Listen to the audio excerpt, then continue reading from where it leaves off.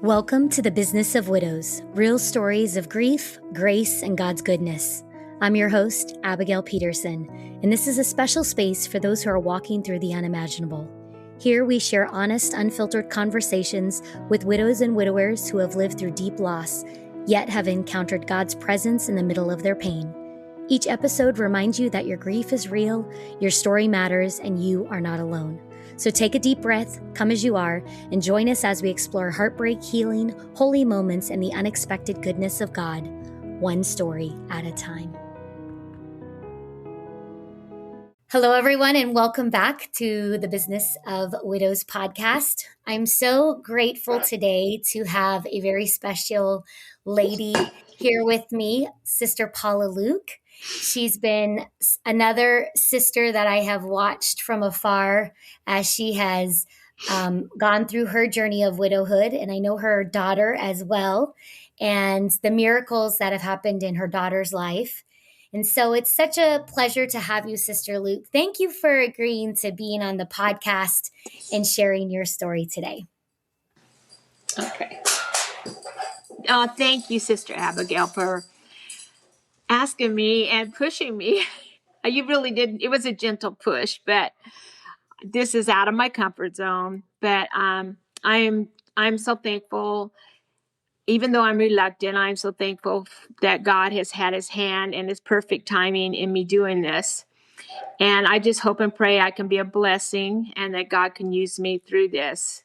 And thank you for following your burden to do the podcast. I know it's going to be a blessing to so many people. So it's definitely needed. So, well, I appreciate that. I do appreciate that. And that is my only hope, is that it would be a blessing to those that come on and as guests, as well as those that listen. I would love to hear your love story with Brother Luke. I know you and I have chatted on the phone, and I know a little bit about it, but I would love for you to share your story of you and Brother Luke, and please share whatever you would like, because we are all waiting and listening. Okay.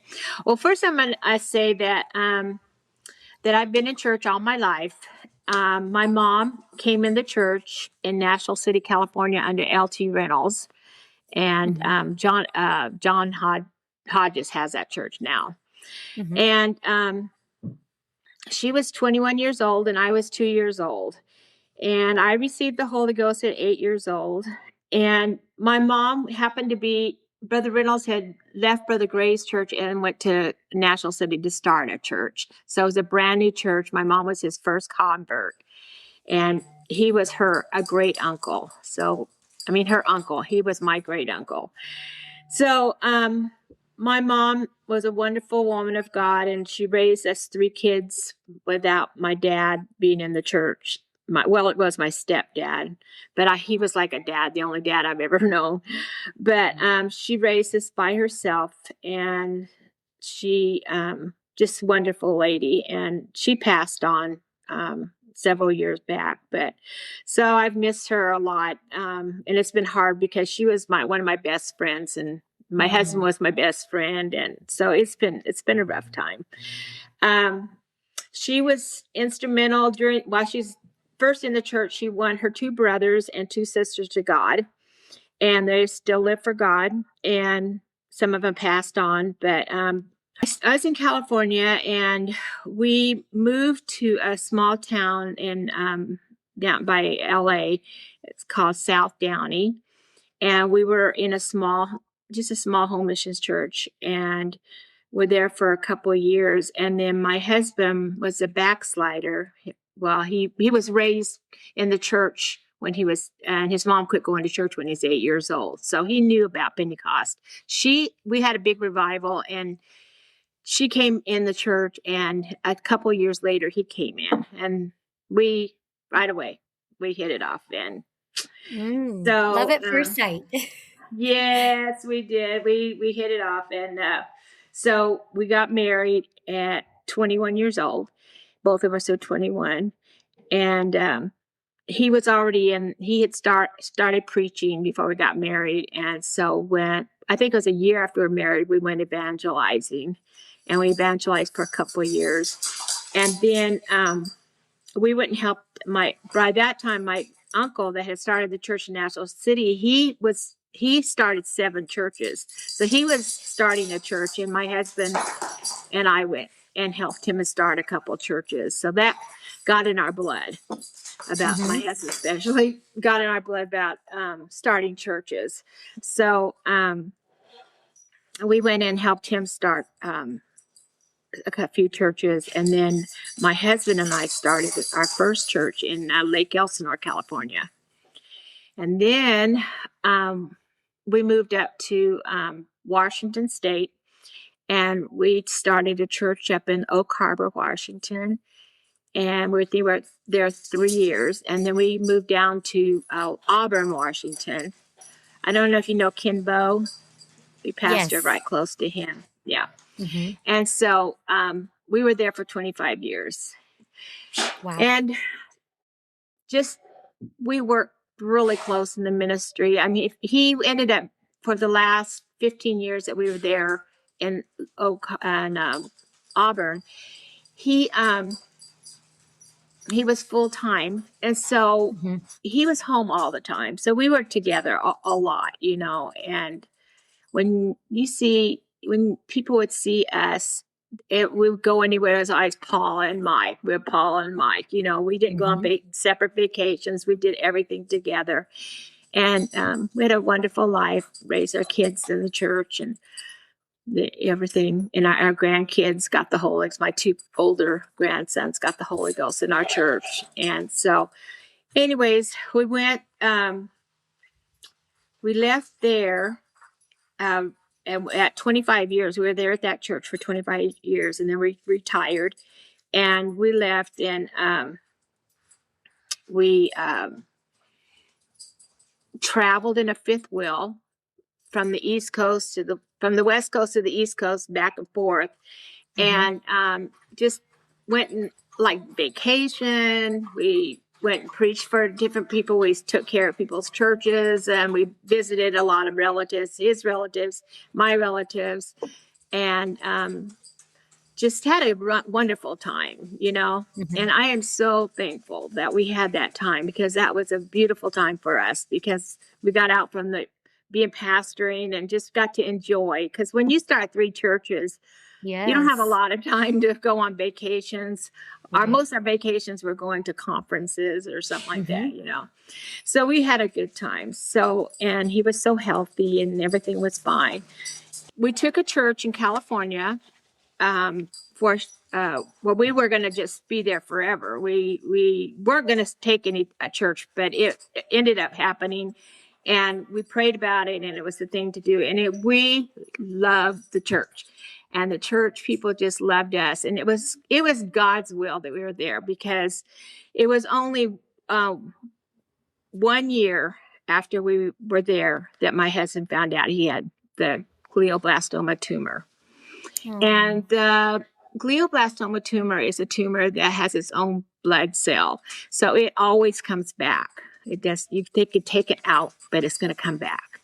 And so the hospital there in San Francisco, where we went, there's only a couple hospitals. There's one back here in Durham, and one in that one in San Francisco. They know about the glioblastoma, and the other hospitals don't really know what to do with it, you know.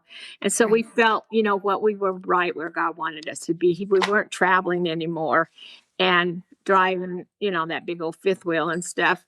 And so we felt that was the thing. God had us there, and those people just were just so loving to us. And it was just a wonderful time. My husband, after he found out about it, you know, he had 2 operations and had two of them. It came back every 6 months. So after 6 months, he had to go back in and have another operation. And so it got to where he couldn't preach anymore, because every time he'd get out of the anointing, he'd have like a little seizure. And his brain just couldn't take it. And we had to tell him we had to leave. And so in the meantime, my kids had left Washington and had moved back to Durham, North Carolina, to be at Johnny Godair's church. And Johnny Godare is my husband's first cousin. So, and Kenny Godare. So we had family back here. And so they came Yes. back for that. And so when we found out that he wasn't going to be able to pastor anymore, we decided, you know what, we're going to have to leave. And my husband just, he hated it. He didn't want to leave. But it came to a point where we knew we had to. And we knew there was a good hospital back here too. So we came back and he got me all settled. And um, he got me in a house. We bought a home and it got me settled back here with my kids. My kids were having fits because they were out there they were back here for 2 years. And we were out in California and he had that stuff going on with a tumor and they just having fits. You need to come back here. My husband said, you know what? I Yes. can't leave until I really have a release from God, you know. So when we got the release from God, we just said, okay, it's time. So we came back here and he got settled and he lived 1 year after we got back here. He ended up passing away, but he got really weak and he wasn't able to do much. But he laid in bed a lot and we could just go in, that we all would gather around the bed and just, you know, visit and stuff. And he might not always engage in it, but you know, he enjoyed having his family. And it was Yes. right before COVID. And Mm-hmm. so he ended up being paralyzed at the end. He Oh. couldn't. His first it was his left side, then it went to his right side. So, but he had such a good attitude. Now there was a few weeks before he passed away that I would catch him crying, Mm-hmm. and he would just be crying. And I said, honey, what are you crying for? And he goes, I don't want to leave. I'm worried about you. I'm worried about the kids. I want to see them grow up and see we had a little granddaughter, Darlene's little girl. She's only 4 years old. And Yes. she brought us a lot of comfort during that time. She was such a happy little girl. Yes. So my husband, so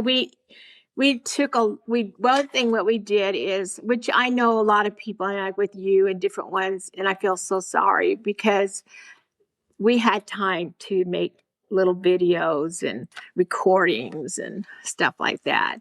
And so, but And when those are things you'll treasure forever. oh, And you, they have been yes. a comfort to me. And people, I think I'm crazy, but there'd be times I'd just wake up in the middle of the night and I would just, um, I don't know, I just want to hear his voice. And I'd turn on Mm-hmm. one of those, you know, and just listen to him. And it brought a lot of comfort to me. And because I did get to see him, he went after spent that time, he would break down and cry. At the very end, he was ready. He Mm-hmm. just had a peace. He said, I'm ready to go. He said, God, start up the engines. I mean, and so that gave me a Mm-hmm. lot of comfort because I knew he was Yes. ready and he, you know, just going to step over there. And so I would just, when I feel really down, I would just like, hey, you know, I know he's in a better place. He's not suffering. He's not having to lay in the bed, you know, and not have Yes. to be able to get up and have a life. And so that helped me a lot to, when I get down, I think about that, and that kept me going. And I try to get really, really busy after he passed. You know, the first year is, you know, there's a lot to do. You got to get the funeral, you got to, you know, get the headstones, you got all kinds, your life, you know, bills. My husband took care of everything. So that was really a hard thing for me. So, I had, I try to stay really busy, and I think around the second year, I started traveling, and I would go see my friends in California, go up to Washington, and you know, I had some money that I could do that. Thank the Lord. Yes. And so I tried to stay busy, and then I ended up moving. Selling my house, which I don't never do anything with finances, and so I sold my house and I bought another house, smaller house, and closer to my kids because I was like 35, 40 minutes away. So I got tired of that drive after church Right. and late at night. And I was like, this is ridiculous. I'm going to get moved over here. So that kept me really busy because that was a lot to do, fixing up the house. And then I think before I moved, I had bought right, it was before sometime around and during that first year, I was able to buy a little RV out at the beach. And my husband always loved going to the beach, just sitting out there. And so I thought, you know what, this would be really nice. And so I bought a place out there and I had to fix it up. So I kept myself busy. So, but one of the things that I did really good for the first few years. And but this last year, this has been it'll be 6 years, January the 30th that he's been gone. Whew, 2025 was hard. So year number 5. Year Yeah, number 5 was would you say that's it your was most a hard, challenging year? huh? Yes. It That would was be your like most someone challenging said year? it was like taking a beach ball and trying to hold it underwater, and you're just pushing and you're, just doing what you can to keep it down. I didn't realize I was doing that, but when that ball popped up, it just popped up big time. And I had a really, really dark year. It was one of the hardest years. Why do you think that was? Well, Why was it such a difficult year? What were you suppressing or what were you holding back? um, what happened is, Darlene had the third, I think it was the third, fourth years, or the fourth, fifth year. No, the third, fourth. She fell down some stairs and she had a disc that um, protruded or whatever. What do you call it? A bulging Herniated? disc. She had Okay. a bulging one, and they had to go in and do an operation on that.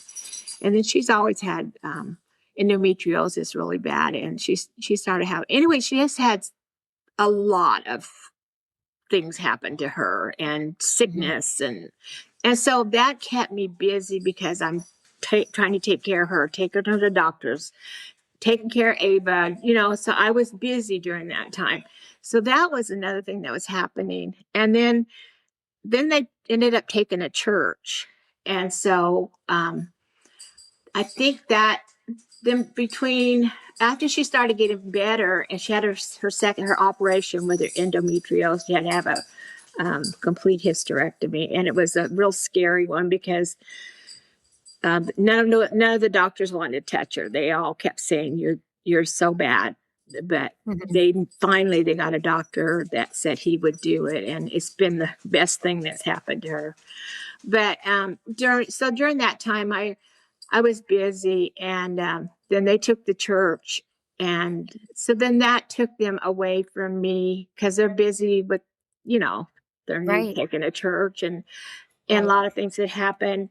And I need to go back to the part that one of the things that happened right after my husband passed away, we buried him on Saturday, and Brother Goder retired on Sunday. He gave the Oh, church up. wow. And so, when that year that I was there before my husband passed away, we my kids were really every Sunday night they went out with Brother Goder after church, and Mhm. if my husband didn't come to church, then I would just go out with them, and so I was still involved in the ministry around ministry. Yes. If they took preachers out while we were there, and Yes. so when that happened and he resigned, well, then my whole world just kind of crumbled. I didn't Yeah. know who I was anymore because Right. I have a new pastor and his wife. They don't know me. They didn't know my husband. They just know that was a minister's wife at one time, and I'm a widow now. And Right. and it was during COVID, and there's a lot was going on during COVID. And Brother Urshon he was like trying to figure all this stuff out, and no, trying to figure out this big church, who everybody Yes. was. He had his hands full. He had his hands full, and they both did. And so those kind of things were kind of hard at first. So I really, I just would try to keep my mind busy. And if I start thinking about getting kind of depressed, I would just like, okay, let's go do something. But one of the things when I would start going, a lot of times I would get a trip all planned, and I would, um, just right before I was supposed to go, maybe a couple weeks before, I started feeling I was having a hard time. And I just felt like, you know what? I don't even want to go. I'm not, I'm not going to be any fun. I don't feel fun. And I'm such a happy person. I love being around people. And it was like, I would just kind of get down. And I was just like, I'm not going to go. And then I said, no, you're going to go. And I just make myself go. And I would have a good time. But it was hard because even though I was busy, even though I was around a lot of people, I still felt, you know, that Right. feeling of not really knowing who I was and what I'm doing. And so on last year, 2025, it was a lonely and dark time, and I had to make myself get out of bed a lot of days and push myself to go to church. And I've never been one to want to miss church, but I don't know. It was just like, I I just didn't feel like I belonged. I didn't feel like I fit. I didn't know where. I don't know. It was just lonely. And And that's grief. That's I grief. know. And Finally the grief hit me, and I realized at the time I didn't know what was happening to me. I was like, "What in the world?" And so I felt so there was, and I didn't have anything to do with my time because Darlene was busy, and I really, the friend that I always did things with, she was in California. Her mom got sick. She was out there for 5 months. oh, wow. And so I couldn't call on her, and I just didn't.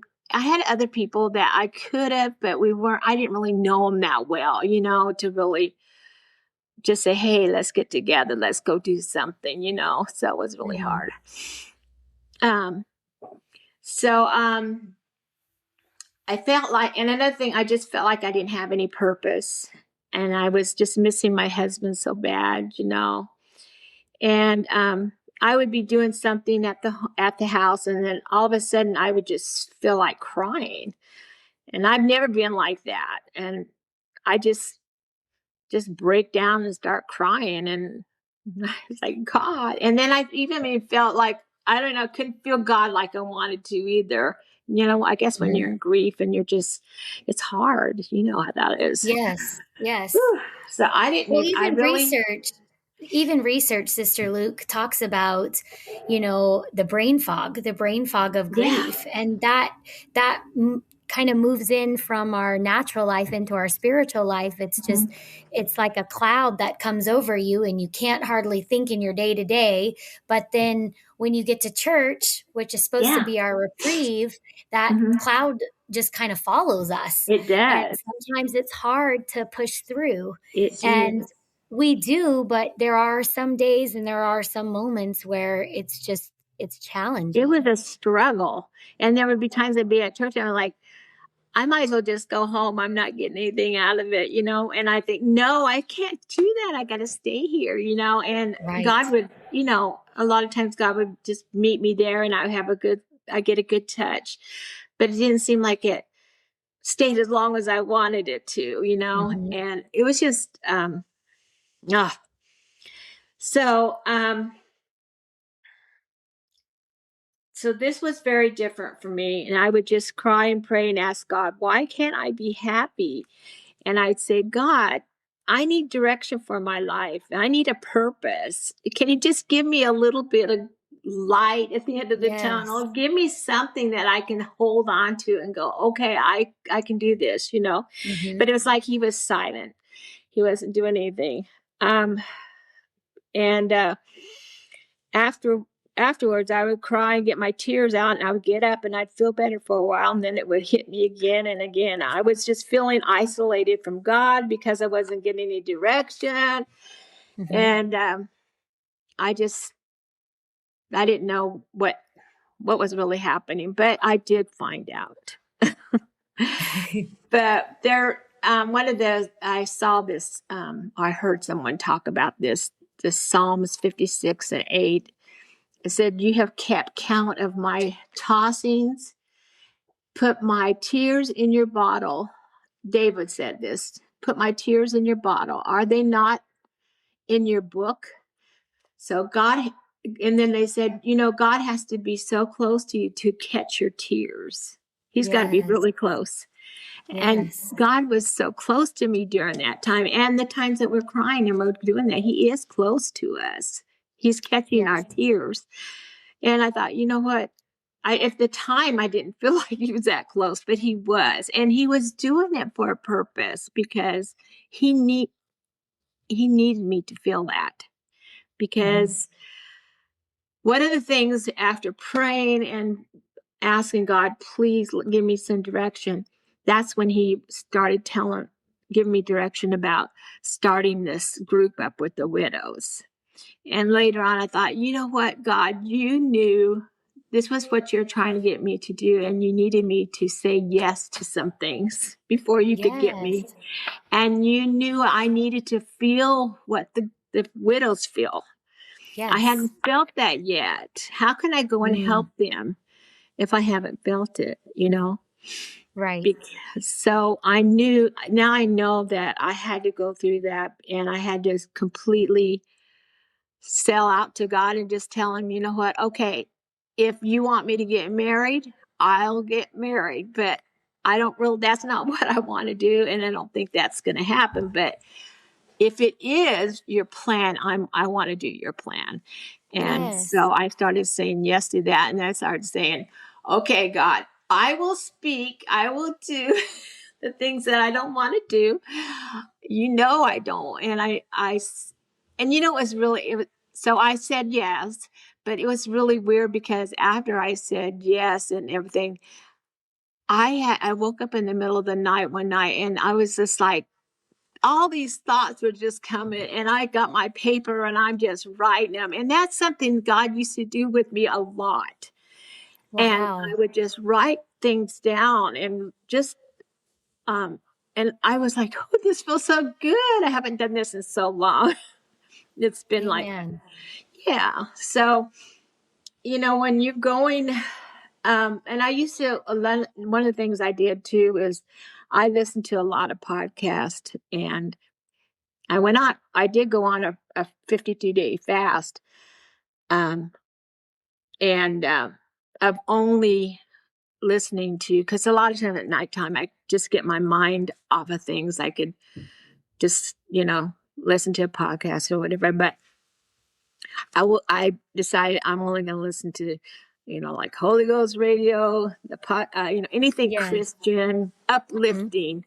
And Yes. there was so many times that I'd wake up during that fast.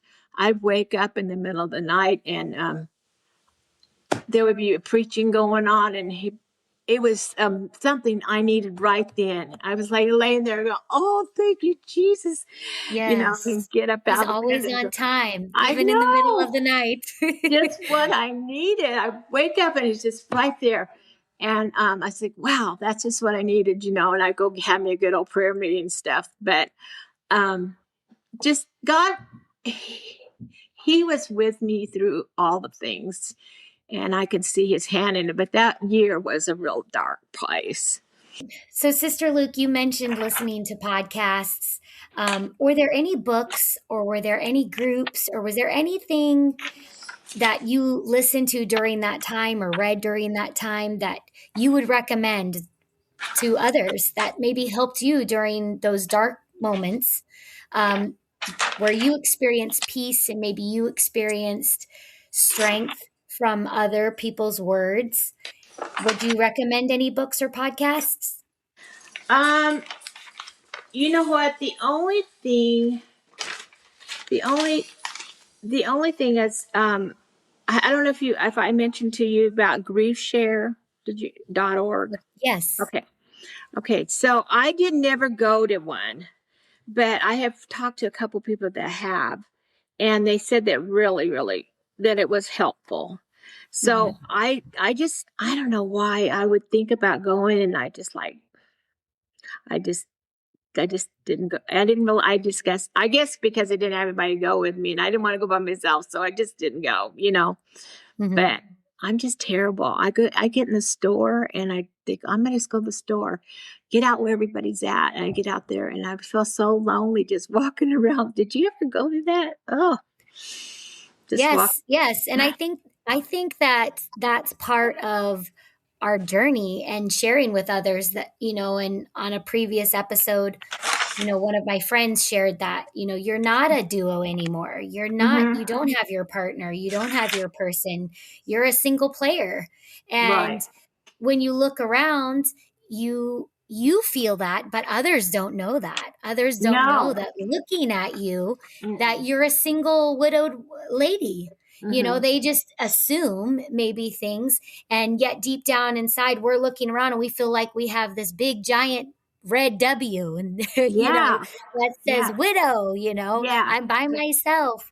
And Yeah. I think that's part of the struggle, and learning to allow God to work on that. You kind of Mm-hmm. already mentioned how God helped you tremendously through Right. those dark moments. And that's something where I feel like God has helped me is, as you were speaking, I was thinking of, the poem of the footprints in the sand.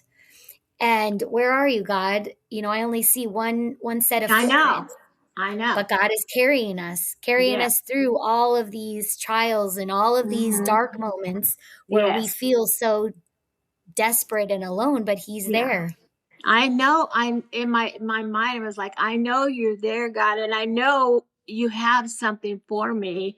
And that was one of the scriptures was, for I know the plans I have for you, your plans to prosper you and not to harm you, plans to give you hope and a future. And it's like, God, I know I have, I feel too good. I'm not sick. I'm healthy, and I have a lot of life still in me. I know you've got a plan for me. You're not just going to leave me just sitting home and just being by That's right. myself and not have anything to do. There's got to be something that I can do for the Lord. And I want to work for God. I've done that my whole life. For 47 years, we were in Hmm. ministry, and now, it's everything's changed. And one of the things that we have to realize, um, the normal things that you always did and was a part of you is never going to be the same. Okay. Yes, one of the things I want you to expound on is this widows group that you started. Mm-hmm. So Okay. tell us more about this widows group. Well, I asked the secretary of our church. I said, "Could you get me the names of all the widows?" And she came back, and I thought it was 20, but it's 18 of us. Hmm. And I there might be some that have been a widow for quite a while and they're not really needing anything, but they might be just the fellowship. And Absolutely. so I passed out the flyers that night and to everybody, and I had two confirmations that I was doing the right thing. Thank you, And Jesus. so I just like, I know I'm doing it's what God wants me to do. And I'm just gonna I had set a date, February the 7th, no 5th. We're gonna all get together and at my house, and whoever can come. I Hmm. don't expect everybody to be there. Right. Hopefully not. So it's a new thing then. It's a new thing that you've just started at your Yeah. church. Yeah. And I And love to hear this. I love to hear because there's such a need for conversation oh and yeah. fellowship with those that have lost a spouse, because where do we fit in? I And know. where do we? Because there's many different, and in large churches there's many different pockets of ministry and different Mm-hmm. places that you can give your time and your energy to, but is there ever a time where you can connect with the people that have some of the same thoughts and some of the same feelings because they've been Right. down that same path? And so Right. I'm so happy to hear that you started something, Yeah. and I can't wait to hear Yeah. how God continues to work with you and bless Mhm. this. Yes, What an I'm amazing excited. opportunity. I'm excited because I feel like I God has given me something that I can do, and it's needed in our church. Obviously, I know there's several people that have lost their husbands since I lost mine, and so Mhm.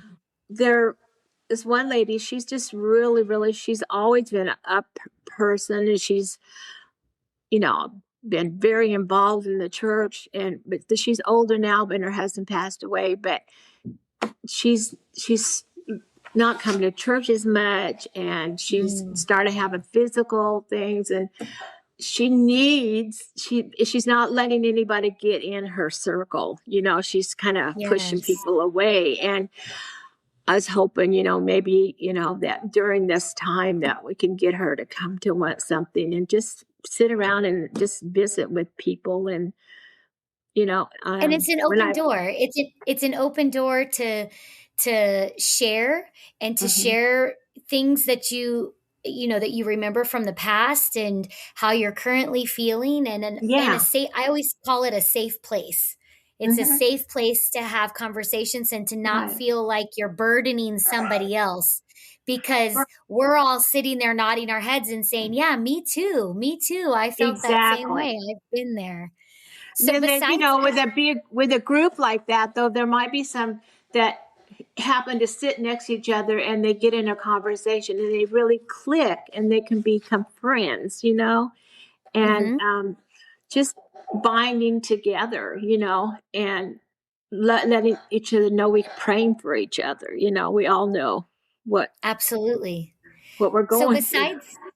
besides your new widows group, what are some things that bring you joy today? You just have come out of a challenging year, Hmm. challenging season. So what are some things that are bringing you joy today? Well, I can't really say it just came out of it because it just happened. It went all the way through the end of the December, but it gives me joy to know that um, I can see a light at the end, and I can see that God has got something for me, and I'm excited to see what's going to happen. And just I know in our church there's so many they have so many things going on and different little groups everywhere. And there just wasn't any place I could just really jump in. There were so many Right. people. And I signed up for several things, but nothing ever came. And I was like, why isn't, Right. this happening? I want to get involved, even just to be a greeter. I'll just go out there and greet Yes. people. Yes. And just anything. But I really feel like God was closing everything because he wanted me to go through this time, and Mhm. he wanted to get me to a place where I would say yes and be ready to do what he wants me to do. So I had to get to that hard place. And so it makes me happy that I know God is working with me still And God and is in helping it. me. God is in it. He's You've in it. had confirmation, and now Yes. you're feeling the joy of the Lord Yes. in a stronger way because you Uh-huh. have a purpose and you have a Yeah. place, and you know that it's going to be a Mhm. help to others. And so Right. God Yes. has you And right that's what there. I love. I love helping other people. I mean, that was my thing all my life. I just love talking to people and trying to encourage people and help them. And that I haven't been able to really do that. I do a few people that I have, and they tell me, "Oh, Sister Luke, you just don't realize what a wonderful asset you are and how much you do help." And I would say, Mhm. "Tell me again, because I don't feel like it." I need that affirmation. Give me I those. know, yeah. So I Uh, know that I have been used to help somebody, not, but it just, I didn't have any direction. And my husband always said, when he would preach, he would talk about the will of God. And I thought this was so neat. He said, it's like a big hallway, long hallway with doors on both sides. Mm-hmm. And when you're looking for the will of God, you just start trying the doors, and don't pick the lock. Don't push it open. If it opens up easily, just step through. I And so love that. that's always been kind of like, I just will go forward. And I told somebody this the other day. I was talking to one of the ladies in the church. She's trying to make a decision. I was saying, what you need to do, just go forward. You know, this is an open door. And then as you're going forward, you're praying, God, if it's not meant to be, stop it. Mm-hmm. You Right. know, and if it's supposed to be, I'll keep going forward. You just got to keep moving forward, because you get stuck And sometimes. And you yes. feel like stopping and crying and just staying there for a while. But you got to get up and keep going forward. And then God can keep moving, you know. So Yes. um, I Absolutely. just feel like I I've been I've finally got a direction, and I need that. That's wonderful. Well, I'm I glad. am so grateful that you agreed to join today and share your story. And there were so many questions that we had kind of talked about, and you covered Mhm. them as you were I sharing your think story. so. So, but Yeah. I would love to know, what are some final words and final thoughts that you might have that you can share with our listeners today? You know, we know that God's a healer. He's a wonderful counselor. He's a mighty God, the Prince of Peace. But to know him as a healer, you have to get sick to Hmm. really know him as a healer. You can say it all Yes, day long, he's a healer, but until you're sick and you're going through, like with stuff that you've been going through, you know that he can do it, but you absolutely. had to get to that point for you to really know him. And so, and if you want to know him as a strong tower, he has to, you have to be afraid and need a place to run to. So, all these things, God wants us to know him in all these different areas. But in order to know him, we've got to go through some things and let him show himself to us.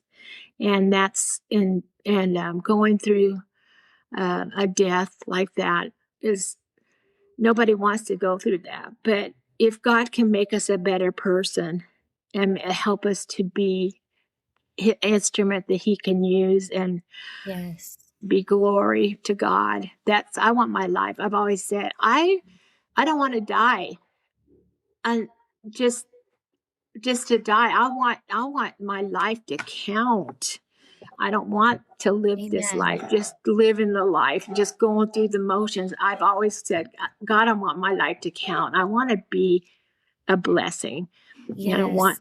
to go out of here with my life counted for something.